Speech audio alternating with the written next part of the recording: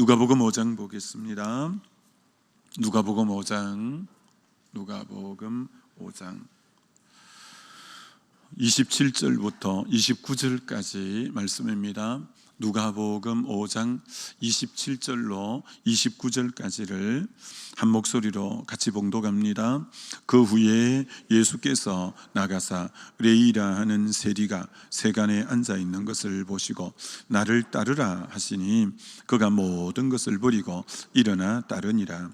레이가 예수를 위하여 자기 집에서 큰 잔치를 하니 세리와 다른 사람들이 많이 함께 앉아 있는지라. 아멘.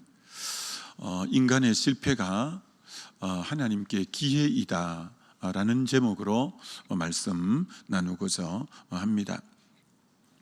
오늘 예수님께서 레이라고 하는 세리가 세간에 앉아 있는 것을 보시고 나를 따르라 이렇게 불렀습니다. 그랬더니 오늘 이 세리가 모든 것을 버리고 일어나 따르니라 이렇게 말씀하고 있습니다. 하나님이 우리를 부르실 때 사실 우리가 할 수 있는 일은 순종하는 거죠. 따르는 거죠. 근데 오늘 이 레이가 모든 것을 버리고 일어나서 따랐다 이렇게 말하는데, 그럼 모든 것을 버렸다고 할 때 모든 것이 뭘까요? 모든 것을 다 버리고 주님을 따랐대요. 누가복음 14장에는 주님의 제자도에 대해서 굉장히 자세하게 잘 나와 있습니다. 그 누가복음 14장을 보면 이러이러하지 아니하면 내 제자가 능히 내 제자가 되지 못하고, 그게 3번 나옵니다. 능히 내 제자가 되지 못하고, 능히 내 제자가 되지 못하고. 자, 그것을 보면 주님의 제자가 될 때 3가지를 버리는 부분이 정확하게 나와 있는데, 첫 번째는 주님의 제자가 될 때 모든 걸 버리는데, 이 모든 것 중에 어떤 의미로 첫 번째가 뭘까? 주님의 제자가 되는 사람은 누가복음 14장 26절에는 이렇게 말씀합니다. 무릇 내게 오는 자가 자기 부모와 처자와 형제와 자매와 더욱이 자기 목숨까지 미워하지 아니하면 능히 내 제자가 되지 못하고. 자, 주님의 제자가 될 때 첫 번째 버려야 될 대상이 사람이라는 거예요. 사람. 주님의 제자가 첫 번째로 버려야 될 대상은 사람이다라는 거예요. 그것도 보통 사람이 아니라 부모, 처자, 형제, 자매라는 거예요. 왜 이 버리라고 할까요? 부모는 내가 제일 기대는 의지하는 대상이고, 처자도 내가 제일 사랑하는, 처자처럼 사랑하는 대상이 어디 있겠어요? 제일 사랑하는 대상이고, 형제 자매도 나의 가장 우리 되어주는 대상이죠. 그럼 우리 감이 약간 잡히죠.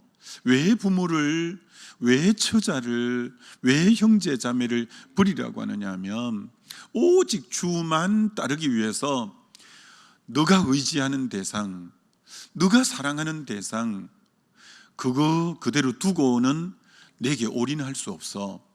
너 그거 버려야 내 제자가 될 수 있어. 그래서 야고보와 요한이 부친을 버려두고 주님을 따랐더라 이렇게 나오죠. 아브라함이 친척과 아비 집을 버려두고 주님을 따르는 부분이 나오죠. 성경에 많은 분들이 주님을 온전히 따를 때 내가 의지하는 대상, 내가 사랑하는 대상을 우리 주님은 버리고 나를 따라야 온전히 따를 수 있다라는 거죠. CCC를 우리나라에서 만든 김중곤 목사님 예수 칼럼은 참 그 당시 CCC맨들의 필독서였는데요. 거기 칼럼 중에 하나가 이런 내용이 나옵니다. 예수님을 보고 약탈자여 하면서 막, 왜 안 믿는 아버지가 무남 동녀 딸을 애지중지 잘 키웠는데 예수 믿고 은혜 받고 선교사로 나간다고 하니까 아무리 제재하고 말려도 막 딸이 떠난다고 하니까 막 예수님 보고 막 내 딸을 약탈해 갔다고 이 약탈자여 하는 그런 이제 갈등이 있어요. 그런 것처럼 그 좀 안 믿는 분은 이해할 수가 없죠. 이해할 수가 없죠. 정말 그동안 많은 믿음의 선진들, 주님을 온전히 따랐던 제자들이 제자가 모든 것 버리는 그 첫 번째가 사랑하는 대상, 의지하는 대상인 그 우상이 되기가 쉽죠. 그래서 때로는 부모, 처자, 형제, 자매를 버리지 않고는 능히 나의 제자가 되지 못한다라고 하는 이유가 거기 있는 거죠. 우리가 뭐 부모를 버리라는 뜻이 아니라 부모를 제일 공경하는 것이 이치지만, 그러나 의지하는 대상으로, 사랑하는 대상으로 내려놓아야 된다라는 부분이죠. 두 번째는 그 누가복음 14장 27절에 또 뭘 버려야 되냐면, 누구든지 자기 십자가를 지고 나를 따르지 않는 자도 능히 내 제자가 되지 못하리라. 또 거기 능히 내 제자가 되지 못한대요. 자기 십자가, 내가 예수 믿기 전에 인생의 목표가 있었어요. 내 삶의 플랜, 계획이 있었어요. 내가 이렇게 살려고 이제 방향이 있었어요. 그러나 예수를 바로 만난 사람은 자기 목표, 자기 계획, 자기 방향성 다 내려놓습니다. 자기 부인이죠. 자기 부인이죠. 딱 내려놓습니다. 그렇지 않고는 주님 제자는 못 됩니다. 자기에 대해서 자기 목적을 내려놓는 거죠. 세 번째는 누가복음 14장 33절에 이와 같이, 너희 중에 누구든지 자기의 모든 소유를 버리지 아니하면 능히 내 제자가 되지 못하리라. 세 번째는 소유를 버리는 자만이 주님의 제자가 될 수 있다라는 거죠. 그래서 아브라함도 본토, 친척 아비 집의 그 소유도 완전히 버리고, 베드로도 배를 버려두고, 야고보 요한도 그물을 버려두고, 오늘 세리마태도 세금 거두는 그 수입이 짭짤한 그걸 버려두고 주님을 온전히 따르기 위해서 소유를 버려두는, 그렇죠. 주님을 어느 날 부자 청년이 찾아왔지 않습니까? 어떻게 하면 영생을 얻습니까? 율법을 지켜. 저 율법 다 지켰습니다. 그래, 그럼 너에게 한 가지 부족한 게 있는데 너 소유를 팔아. 왜? 아무한테는 그렇게 얘기하지 않는데 이 부자 청년은 소유가 주인되어 있기 때문에 너 소유를 팔아 가난한 자들에게 주고 나를 따르라. 근데 그렇게 못하고 근심하며 가버리게 되는 것을 보죠. 한 번 정도 우리 점검해 봄이 필요하죠. 주님을 온전히 따르는 제자가, 오늘 세리마태가 모든 걸 버리고 따랐다고 할 때 우리에게도 사람, 내 인생의 계획들, 목적들, 또 소유, 정말 주님의 제자로서 때로는 이 부분들 내려놓음이 필요하다는 거죠. 그럴 때 주님을 온전히 따르는 거죠. 주님 한 분만을 온전히 의지하기 위해서 방금 이것들은 참 우상이 되기가 쉽고, 그렇기 때문에 주님이 내려놓아라 라고 할 때가 참 많죠. 다시 한번 우리를 한번 돌아보는 시간이 되면 참 좋겠죠. 자, 큰 두 번째, 그래서 오늘 세리마태는, 이 레위인 세리는 정말 세금 거두는 그 자리가 세무 공무원으로서 굉장히 수입을 많이 벌 수 있는 자리이지만 딱 버리고 오늘 주님을 따르는 오늘 레위라고 하는 마태예요. 사실 이 마태는 전에는 최고의 가치가 전에는 돈이었어요. 돈 하나를 얻기 위해서 자기 보고 매국노라 하든지 반역자라 하든지 온갖 비난과 조롱을 감수했어요. 왜? 자기의 삶의 가장 최고 가치는 돈이었기 때문에 어떤 의미로 민족을 등졌어요. 민족을 등지기까지. 왜? 그 어떤 것보다 돈이 자기에게는 최고 가치이기 때문에. 아버지가 이름을 레이라고 지어준 것은 레이 지파가 구별되어 하나님만 섬기는 지파잖아요. 너 애를 태어났을 때 부모의 소원을 담아 짓잖아요. 정말 구별되게 하나님 잘 섬기는 자 되었으면 좋겠다라고 이름을 레이라고 지었을 거예요. 그런 모든 부모의 기대도 다 뒤로 하고 오직 최고의 가치를 돈으로 알고 지난 날은 모든 걸 돈 외의 거는 다 버렸어요. 오직 돈만을 최고로 추구하며 달렸어요. 근데 오늘 정반대예요. 주님 한 분을 따르기 위해서 돈을 버리는 거예요. 그동안 돈을 위해서 모든 걸 버린 그가 이 돈을 버는 이 자리, 이 모든 걸 버리고 따르는, 왜 그랬을까요? 어떻게 그렇게 그동안 이걸 위해서 모든 걸 버렸던 인생이 어떻게 그렇게 버릴 수 있었을까요? 그동안 그는 돈이 최고의 가치를 두고 살아갔던 인생이에요. 그래서 정말 정확하게 성경에 얼마나 마태가 세리의 직을 감당했는지는 알 수가 없어서 모르긴 하지만 참 많은 오랜 시간 동안 돈을 많이 벌었을 거예요. 사람들과의 관계가 깨어지는 한이 있더라도 돈을 그렇게 거머쥐었는데 막상 그렇게 돈을 거머쥐며 살아봤는데 행복이 없더라는 거예요. 그게 인생의 답이 아니더라는 거예요.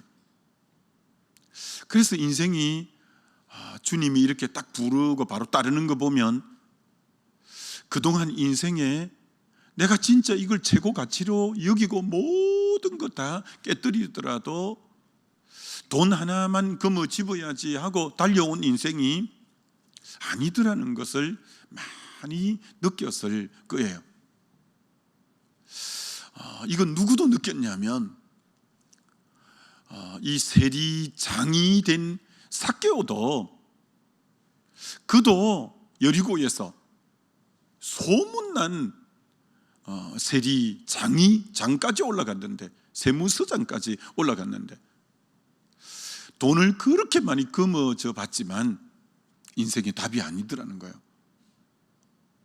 그래서 예수님이 여리고에 오신다는 소식을 듣고는 체면이고 모든 것 다 버리고 뽕나무 위로 올라가서 주님을 그렇게 만나고는 정말 토색한 자에게는 사배나 갚고 내 재산 절반을 나누겠다고 했던 이유가 그동안 돈 갖고는 아니더라는 거예요. 돈 갖고는 인생에 참 해답이 아니더라는 거예요.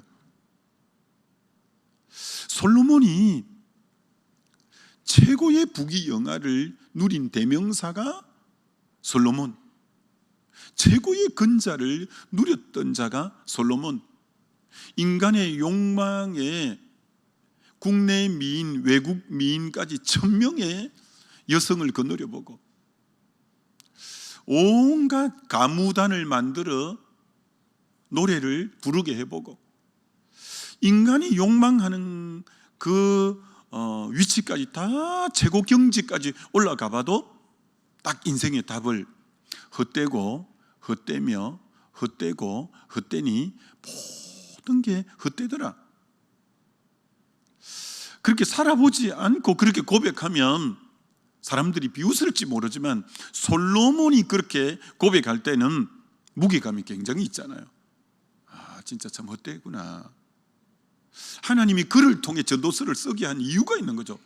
인간이 욕망하는 모든 걸 잡아본 사람이 전도서를 쓰게 한 거죠. 정말 헛되더라, 그거 아니더라. 그러면서 전도서 결론을 12장 마지막 장에 인생의 본분, 근본은 하나님을 경외하는 것이더라 라고 할 때 굉장히 우리에게 생명의 말씀이 되는 거죠. 이는 그렇습니다. 파스칼도, 프랑스의 철학자요 과학자인 이 파스칼도 18세 때 파스칼 원리를 발견한 사람입니다. 귀족 대열에 올라갔고요, 부귀영화를 한 몸에 다 누렸던 자입니다. 그래서 주지 육림에 빠져서 살았거든요. 그러다가 어느 날 술이 만취가 되어서 마차를 타고, 그날도 은근하게 이제 먹고 마시고 즐기다가 늦은 밤에 마차를 타고 가다가 그 마차가 빨리 달리다가 세너 강병 교각에 부닥쳐서 완전히 뒤집어지잖아요. 전복 사고가 일어나잖아요. 그래서 그가 세너강 물이 검게 흘러가는 걸 완전히 끌려서 이렇게 쫙 가면서 죽음이 눈앞에 임박한 상황에서 보는 거예요. 그러면서 다시 인생을 새롭게 생각하면서 나중에 빵세를 쓰잖아요. 파스칼의 빵세. 그러면서 인생의 마음에는 뻥 뚫린 구멍이 있는데 이건 절대 세상 것으로 채워서는 안 채워지더라. 이거는 창조자 하나님으로 메꾸어야 채워지는 영역이지 땅의 것 갖고는 안 채워지더라. 그렇습니다, 여러분. 하나님이 하나님의 형상으로 또 영적인 존재로 만들었기 때문에 이 땅에 물질적인 것 갖고 채워갖고는 안 채워지게끔 원래 하나님이 디자인한 그런 존재가 인간입니다. 땅의 것 갖고는 결코 만족을 못 누리게끔 만들어 놓은 존재입니다. 그래서 오늘 세리가 어떻게 주님이 탁 건드리니까 바로 따를 수 있었던 것도 인생의 고뇌가 깊었을 거예요. 우리 주님이 사람 부르실 때 타이밍의 기제다, 이런 말씀을 주님 하셔요. 주님은 아무 때나 부르지 않아요. 베드로 부를 때 보세요. 밤새 수고해도 자기 노력, 자기 노하우, 자기 방법 갖고 다 해도 등골에 온갖 식은 땀이 흘러도 안 되는 거예요. 안 된다고 결단을 내리고 그물 씻고 파산하려고 하는 그 상황에서 그물을 깊은 곳에 던지라고 하는 거죠. 그래서 내가 밤이 맞도록 수고했지만 잡은 것이 없다고, 그렇지만 이제 내 방법으로는 안 되니 말씀을 의지하고 해보겠습니다. 그 타이밍에 그 말이 나오는 거예요. 해볼 대로 다 해봐도 안 된다는 것을 알 때 주님이 딱 부르는 거예요. 마음이 제일 가난해져 있을 때. 하나님이 아브라함을 부를 때도 갈대아 우르의 해신과 달신을 섬겼다고 했잖아요. 장수의 신이고 다산의 신인데 아무리 섬겨봐도 그 집에는 장수 다산이 안 되고 애 한 명 안 되는 거예요. 그리고 조카도 자기가 키워야 될 정도로 그 집에는 장수도 못하는 거예요. 이 신 섬겨봤자 안 되는구나. 안 된다고 느꼈을 그 타이밍에 하나님이 그 많은 사람 중에 정확하게 부르는 거예요. 너 본토 친척 아비집을 떠나 내가 너에게 지시할 땅으로 가라 라고 그 타이밍이 딱 맞는 거예요. 오늘 우리 주님도 이 마태를 부르는 이 타이밍, 그렇게 물질만 추구하고 남이 욕하든지 말든지 민족을 등지든지 말든지 오직 물질 하나만 붙잡고 갔는데 아닌 거였어요.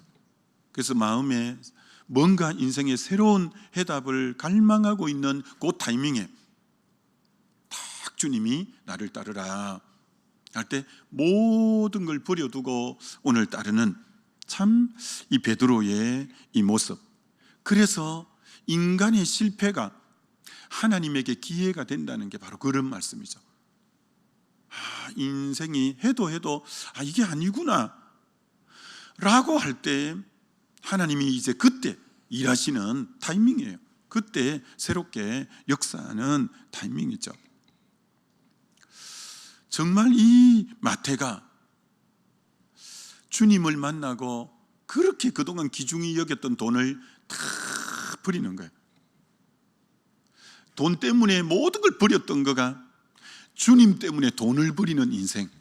왜? 돈보다 귀한 가치를 발견한 거죠. 돈보다 귀한 가치를 발견한 거죠. 여러분, 사도 바울이 배설물처럼 버리고 유익한 걸 해로 버렸다고 빌립보 3장에 말씀하는데, 거기에 가장 핵심적인 키워드는 내가 그리스도를 얻고이죠. 빌립보 3장에 얻고, 그리스도를 얻었기 때문에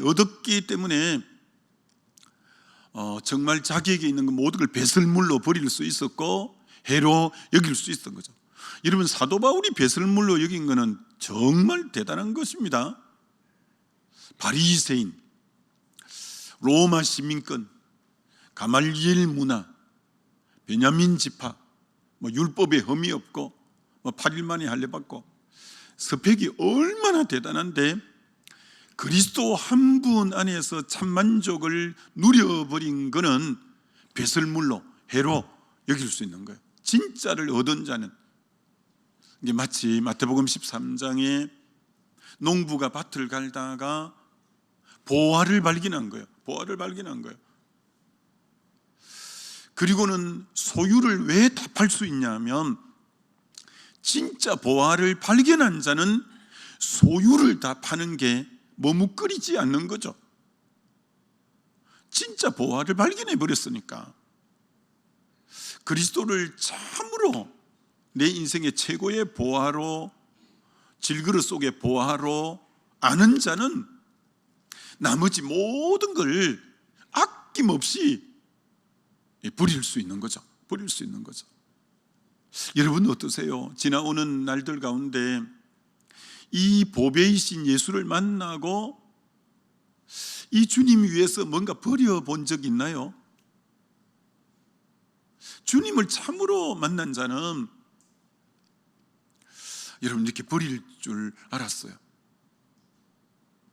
여러분, 어떤 사람이 칠흑같이 어두운 밤에 산길을, 먼 길로, 옛날에는 산길로 이렇게 지름길로 가곤 했잖아요. 산길로 이렇게 가다가 낯선 지역에서 발을 헛디뎌 그 칠흑 같은 밤인데 천길만길 낭떠러지로 떨어진 거예요. 정말 구사일생으로 떨어지다가 거머 잡은 나뭇가지 하나를 잡은 거예요. 나뭇가지를 잡고는 사람 살리라고 아우성을 치고 고함을 질러도 그 심신산골에 아무 도움 줄 자도 없고 달려올 자도 없고, 그 소리는 공허한 메아리가 되고 안 되는 거예요. 새벽녘이 될 때까지 사력을 다해서 그 나뭇가지를 잡고 버틴 거예요. 정말 기진맥진하고 힘이 다 빠져나가고 드디어 동이 터 올란 거예요. 동이 터 올라서 주변을 볼 수 있으니까, 눈을 떠 밝아지니까 보니까 세상에 나뭇가지 잡고 있는 자기 밑에 땅이 30cm밖에 안 떨어지는 거예요. 이거 빨리 알았으면 이 고생 안 하고 그만 빨리 놓을 수 있었는데, 그런데 여러분, 그는 눈이 밝아졌기 때문에 깨달은 거예요. 오늘 얼마나 많은 인생이 그거 놓으면 죽을 줄 아는 거예요. 그래서 오늘 못 놓고 붙잡고 있는 거예요. 눈이 안 열리니까 놓으면 너무나 편안하게 받쳐줄 게 있는데, 눈이 안 열리면 그거 놓으면 죽는 줄 아는 거예요. 지난날 세리마태도 그거 놓으면 죽는 줄 알고 그거 하나 붙잡고 인생을 올인했던 인생인데 진짜를 발견하고는 놓을 수 있었어요. 놓을 수 있었어요.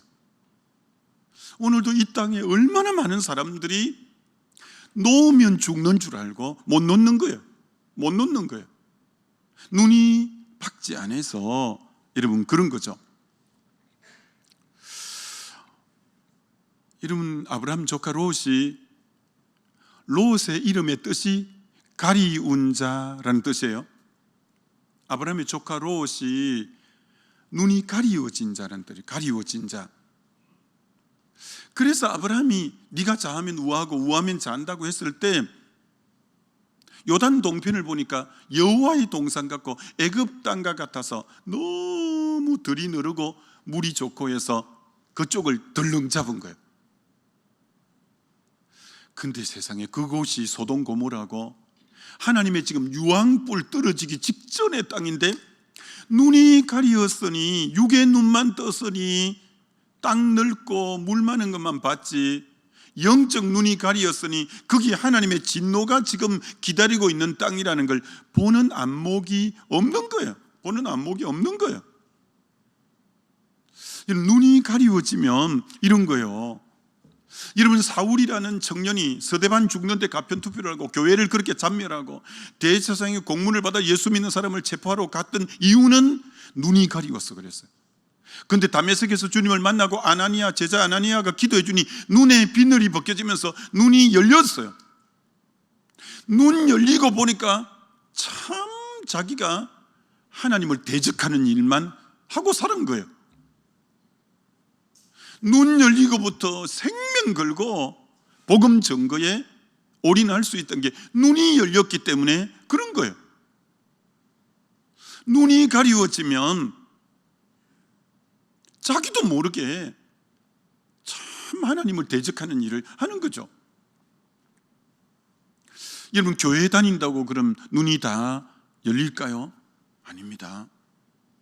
계시록 3장에 라오디게아 교회가 굉장히 경제적으로 풍성한 도시에 자리 잡고 있어서 건물도 으리으리하고 성도도 많이 모였을 것 같아요. 왜 그렇게 알 수 있냐면 스스로 자평하기를 나는 부자라 부유하여 부족한 것이 없다라고 스스로 고백할 정도로 넉넉한, 아마 요즘식으로 꼭 표현하면 부흥한 교회일 수도 있겠죠. 근데 하나님이 정확하게 이렇게 진단합니다. 너는 가련하고 가난하고 벌거벗고 눈 멀고 벌거벗었다. 5가지를 딱 말하는 거예요. 눈 멀었다는 거예요. 눈 멀었다는 거예요. 눈이 머니까 어떤 일이 있었냐면 예수는 문 밖에 세워둔 거예요. 라오디게아 교회가 예수는 문 밖에 세워준, 문 밖에서 계속 두드리고 있는 거예요. 문을 열면 내가 들어간다고 하는 정도로 예수는 문 밖에 세워두었는데 교회 안에는 뭐만 있냐? 성도들의 많은 헌금으로 인한 물질이 많고 성도 아마 수가 또 많을지도 모르죠. 그래 그거 가지고 만족해하고 있는 거예요. 실제로 그 교회에 예수님이 높임을 받고 예수님이 존귀함을 받고 그 주의 뜻이 이루어지고 주의 나라가 확장되는, 주님이 그 교회에 어떻게 존중받고 있는가가 진짜 중요한 것인데 주님은 막 문 밖에 있는 거예요. 그리고 세상적인 것만 가득한 거예요. 그런데 만족하고 있는 거예요. 눈이 가려서 그런 거예요. 이걸 볼 때 참 조심스럽죠. 아, 교회에 다녀도 눈이 가려질 수가 있구나. 눈이 가려질 수가 있구나. 그래서 마태복음 6장에 눈이 밝으면 온 몸이 밝을 것이요 눈이 어두우면 온 몸이 어둡다고 한 이 눈이 밝은, 그래서 주님은 해결책을 안약을 사서 발라 눈을 밝히 보라. 주의 성령의 조명 아래서 눈이 밝아져야 돼요. 정말 우리가 오늘 소유를 그렇게 붙잡고 있던 마태가, 세리가 오늘 딱 내려놓은 것은 눈 열림이 그에게 있었던 거죠. 그러니까 딱 내려놓을 수 있었던 거죠. 그 저와 여러분이 믿음 생활이란 철저하게 성령에 민감하고 성령의 세미한 음성에 귀 기울이며 영적으로 둔감해지는 것을 가장 두려워할 줄 알고 아주 우리가 영의 밝은 눈으로 우리가 살아가는 게 얼마나 필요한가. 그때그때 하나님의 음성에 잘 반응하고 우리가 순종해가는 이 깨어있는 자세가 얼마나 귀한가라는 것을 말씀해 주는 거죠. 오늘도 영적 눈이 활짝 열려서 주님의 뜻에 민감하게 반응하며 그리스도 한 분을 높이며 길가는 저와 여러분 되시길 주의 이름으로 축원합니다. 우리 기도하면 좋겠습니다. 오늘 말씀 생각하면서 정말 나는 예수 믿는 것 때문에 뭘 버리고 살아왔는가, 난 버린 게 있는가 한 번 정도 우리 생각해 보지 않겠습니까? 정말 이 세리가 돈 때문에 모든 걸 버린 그가 예수 때문에 모든 걸 버리는 인생으로 탈바꿈하는 그 진짜 보화인 예수를 바로 만나니까 나머지 다 내려놓을 줄 아는 그 여러분은 영의 눈이 열려서 주님 아닌 것을 내려놓는 이런 부분들이 있습니까? 아직도 나는 혹 눈이 가리워진 자는 아닙니까? 말씀 생각하면서 우리 주여 한번 부르고 기도합니다.